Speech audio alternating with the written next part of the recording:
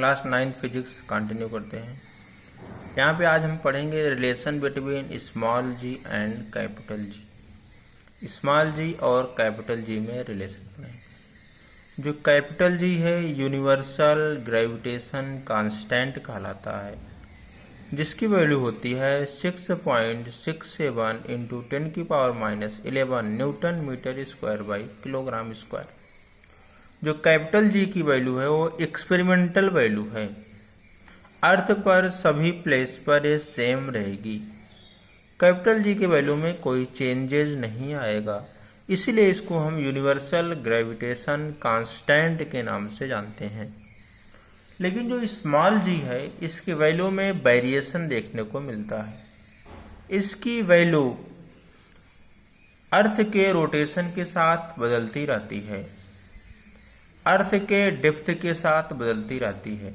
जैसे आप हाइट में जाते हैं या डेप्थ में जाते हैं तो वहाँ पे स्मॉल जी की वैल्यू चेंज हो जाती है, और अर्थ जैसे जैसे रोटेट करती है उसी के साथ स्मॉल जी की वैल्यू चेंज होती रहती है। स्मॉल जी की वैल्यू जनरली 9.8 मीटर पर सेकेंड स्क्वायर है, लेकिन इसमें जो वेरिएशन होता है लगभग 0.5 के अंदर ही होता है, यानी 9.81, 9.82, 9.83 या 9.80 इस तरीके का वेरिएशन देखने को मिलता है। तो आज हम स्मॉल जी और कैपिटल जी में रिलेशन पढ़ेंगे। तो सबसे पहले हमें यूनिवर्सल ग्रेविटेशन लॉ को देखना होगा। तो according to Newton's law of gravitation the force exerted by the earth on the body is. Earth पर कोई ऑब्जेक्ट रखा गया है तो उस पर जो फोर्स लगेगा ग्रेविटेशन फोर्स, उसकी वैल्यू होगी capital F is equal to capital G ME mass of earth. Small m उस ऑब्जेक्ट का मास है जो आपने अर्थ पर रखा है, और RE रेडियस का स्क्वायर। तो यहाँ पे जो आपका न्यूटन्स लॉ है ग्रेविटेशन के लिए वो क्या है, F is equal to capital G ME small m by RE square. ME क्या है, मास ऑफ अर्थ, जो 6 इंटू 10⁻24 होता है, और रेडियस कितनी होती है 6.4 इंटू 10⁻6 मीटर होती है। ये तो यूनिवर्सल लॉ ऑफ ग्रेविटेशन है न्यूटन का। अब न्यूटन के सेकेंड लॉ से हम देखते हैं कि अगर कोई ऑब्जेक्ट है m द्रव्यमान का अर्थ पर रखा गया है तो उस पर जो फोर्स अप्लाई होगा capital F is equal to small m into G. Small m क्या है, ऑब्जेक्ट का मास है। अब दोनों को इक्वल कर दीजिए, लेफ्ट हैंड साइड इक्वल है, राइट हैंड साइड भी इक्वल कर दीजिए। तो इक्वेशन 1 और 2 से जब आप इसको इक्वल करेंगे तो आपको मिलेगा mg is equal to capital G MEM by RE square. Small m से स्मॉल m कैंसिल आउट हो जाएगा, स्मॉल g मिलेगा आपको capital G mass of earth divided by radius of earth का स्क्वायर।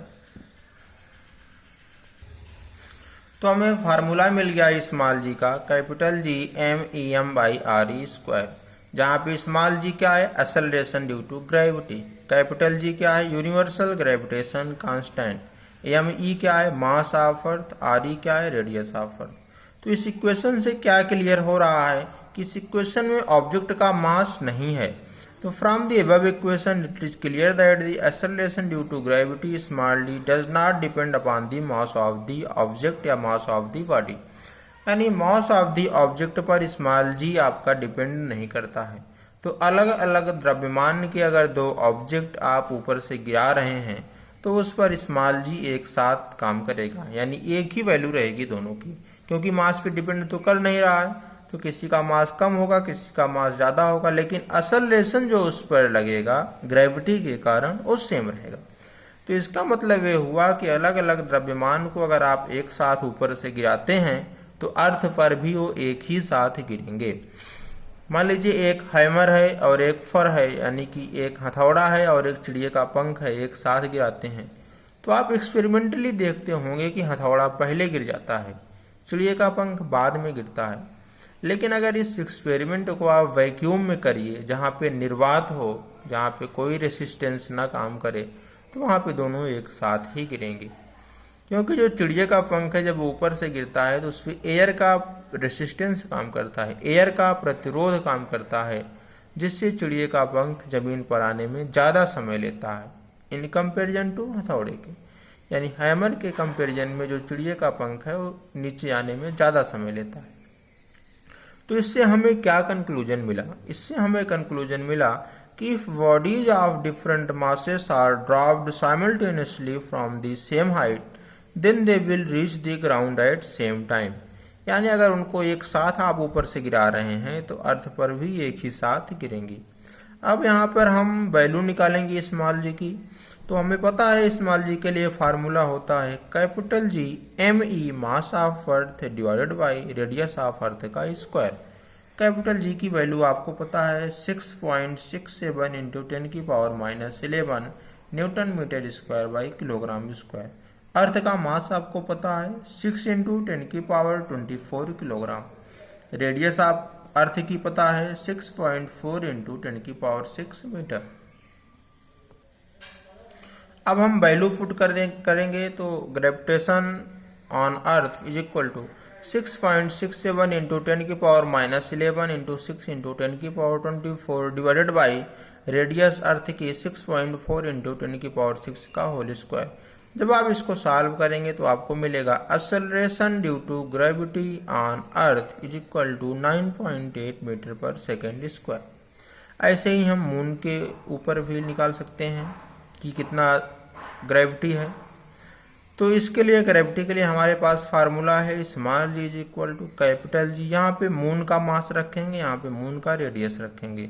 तो मून के लिए जो मास है वो कितना है 7.4 इंटू 10⁻22 किलोग्राम और रेडियस कितना है मून का 1.75 इंटू 10⁻6 मीटर।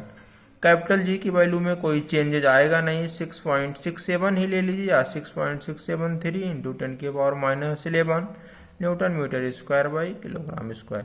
इसकी वैल्यू को जब आप फार्मूले में रखेंगे तो 6.673 into 10⁻11 into 7.4 into 10⁻22 divided by radius का स्क्वायर। रेडियस कितना है 1.75 इंटू 10⁻6 का स्क्वायर। इसको आप सॉल्व करेंगे तो आपको मिलेगा 1.6 मीटर पर सेकेंड स्क्वायर। यानी acceleration due to gravity on the moon कितनी आई वैल्यू 1.6 मीटर पर सेकेंड स्क्वायर। अब हम दोनों में रिलेशन निकालेंगे। Relation between acceleration due to gravity of earth and acceleration due to gravity on moon. यानी अर्थ पर कितना एक्सेलरेशन ड्यू टू ग्रेविटी है और मून पर कितना है, उन दोनों के बीच कितना रिलेशन है। तो अभी हमने निकाला था कि acceleration due to gravity on moon कितनी वैल्यू आई थी मून पर 1.6 मीटर पर सेकेंड स्क्वायर। ये एक्सेलरेशन की यूनिट है। ये जो एक्सेलरेशन लग रहा है ये मून के कारण लग रहा है, यानी चंद्रमा की सतह पर 1.6 मीटर पर सेकेंड स्क्वायर का त्वरण लग रहा है। ये एक्सेलरेशन की यूनिट है। ऐसे ही अर्थ पर कितना ग्रेविटी लग रही है, acceleration due to gravity on earth 9.8 metre पर सेकेंड स्क्वायर। एक्सेलरेशन की यूनिट है, त्वरण की यूनिट है। एक प्रकार का त्वरण ही है जो कि अर्थ के द्वारा अप्लाई हो रहा है, जिसकी वैल्यू कितना है 9.8 मीटर पर सेकेंड स्क्वायर। अब इक्वेशन 1 और 2 को हम डिवाइड कर देंगे। तो जब आपने डिवाइड कर दिया तो acceleration due to gravity on moon divided by acceleration due to gravity on earth is equal to moon पर कितना है एक्सेलरेशन ड्यू टू ग्रेविटी 1.6 है, अर्थ पर कितना है एक्सेलरेशन ड्यू टू ग्रेविटी 9.8 है। इसको आप सॉल्व करेंगे तो 1/6 मिलेगा। क्रॉस मल्टीप्लाई करेंगे तो gm is equal to 1/6 into G. इसका मतलब है acceleration due to gravity on moon is equal to 1/6 times of acceleration due to gravity on earth. यहाँ पे ध्यान देंगे जो स्मॉल जी की वैल्यू है 9.8 मीटर पर सेकेंड स्क्वायर है, लेकिन न्यूमेरिकल को सिंप्लीफाई करने के लिए हम जनरली 10 ले लेते हैं। जब आपको न्यूमेरिकल इस डिजिट में हो कि 10 रखने से न्यूमेरिकल आपको सिंप्लीफाई हो जाए तो वहाँ पे स्मॉल जी की वैल्यू हम 10 ले लेते हैं, लेकिन वैल्यू कितना है 9.8। तो इससे हमें क्या कंक्लूजन मिलता है? इससे कंक्लूजन ये मिलता है कि acceleration due to gravity on the surface of moon is 1/6 times that on the earth surface. यानी अर्थ सरफेस की 1/6 गुना है, 1/6 गुना है। कहाँ पर? चंद्रमा की सतह पर। यानी चंद्रमा के सतह पर एक्सेलरेशन ड्यू टू ग्रेविटी का मान कम है। यहाँ पे आप ध्यान दे रहे हैं कि जो एक्सेलरेशन ड्यू टू ग्रेविटी है स्मॉल जी की वैल्यू है वो उस प्लैनेट के मास पर डिपेंड कर रहा है और उसके रेडियस पर डिपेंड कर रहा है।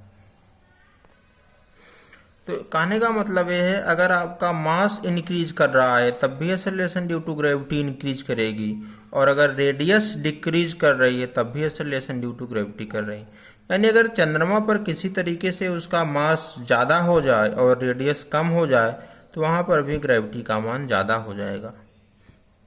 और वहाँ पर इन्वायरमेंट ना होने का कारण ही यही है, ग्रेविटी ही। वहाँ पे ग्रेविटी का जो मान है इतना कम है जिसके कारण वहाँ के जो वायुमंडल है, एटमॉस्फेयर है, वो स्केप कर गया है, क्योंकि वहाँ पे इसके वेलोसिटी की वैल्यू कम है।